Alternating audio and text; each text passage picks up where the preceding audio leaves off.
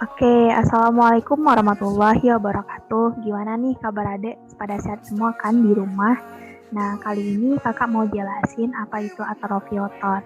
Nah, tugas ini merupakan tugas dari biomedik dari dosen pengampu, itu Ibu Siti Masyarah Nasution, STMKM.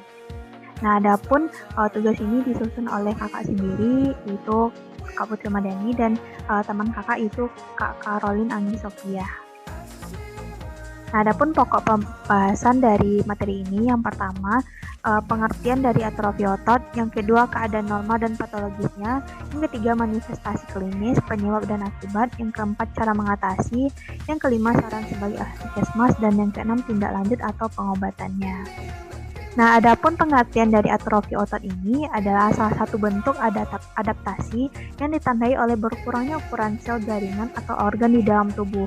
Nah, atrofi sel individu ini disertai peningkatan hilangnya sel atau berkurangnya penggantian sel yang hilang, akhirnya menyebabkan ukuran organ mengecil dan jaringan itu menipis.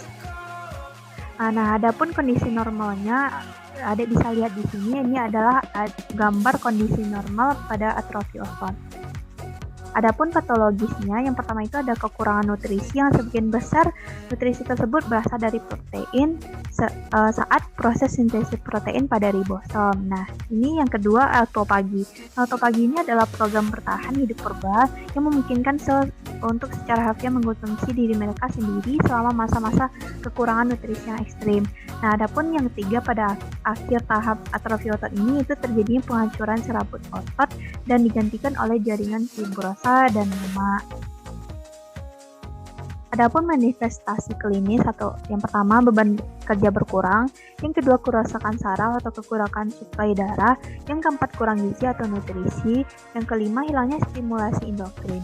Adapun penyebab umum itu yang pertama pekerjaan yang menuntut untuk sedikit bergerak, yang kedua terlalu lama berbaring di tempat tidur, yang ketiga pernah mengalami stroke, yang keempat profesi tertentu, dan yang kelima luka bakar, yang enam malnutrisi, yang ketujuh distrofi otot, dan yang kedelapan itu osteoartritis, dan yang kesembilan rheumatoid arthritis.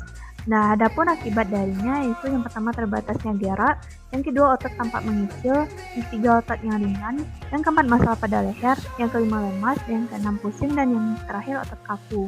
Adapun jenis atrofi otot, yang pertama atrofi otot fisiologis.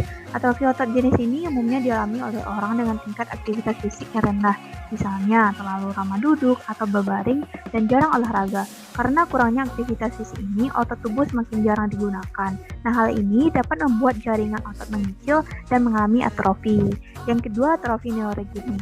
Nah, atrofi ini muncul karena pasien mengalami cedera atau penyakit seperti multiple sclerosis yang menyerang saraf.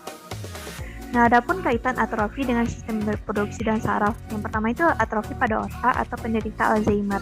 Secara anatomi itu, cerebrum akan mengalami atrofi, yaitu gyrus cerebrum akan menjadi lebih kecil atau menciut, sedangkan sulcusnya melebar. Penderita Alzheimer biasanya akan sulit mengingat nama atau lupa meletakkan suatu barang. Orang-orang di sekitar penderita biasanya akan mengalami kekhawatiran terhadap penderita Alzheimer ini.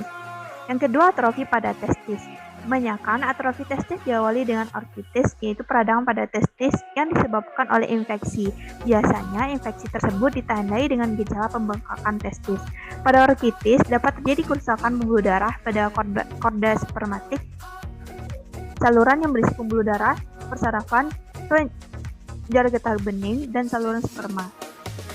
Nah, adapun cara mengatasinya, yang pertama melakukan fisioterapi, yang kedua melakukan aktivitas fisik, yang ketiga melakukan diagnosis, dan yang terakhir mengonsumsi obat-obatan. Adapun peran ahli puskesmas dalam ini yaitu mengidentifikasi faktor risiko, yang kedua mengedukasi masyarakat tentang kesehatan, yang ketiga mengembangkan kebijakan berbasis bukti. Adapun tindak lanjut atau pengobatannya, yang pertama olahraga, yang kedua terapi fisik, yang ketiga terapi, yang keempat perubahan pola makan, yang terakhir pembedahan. Mungkin sekian materi dari kakak. Apakah adik paham? Semoga adik paham ya tentang materi yang kakak sampaikan. Semoga kita semua terhindar dari penyakit yang namanya atrofi otot. Oke, sekian dari kakak. Sampaikan salam kakak untuk kamu. Oke, makasih sebelumnya. Assalamualaikum warahmatullahi wabarakatuh.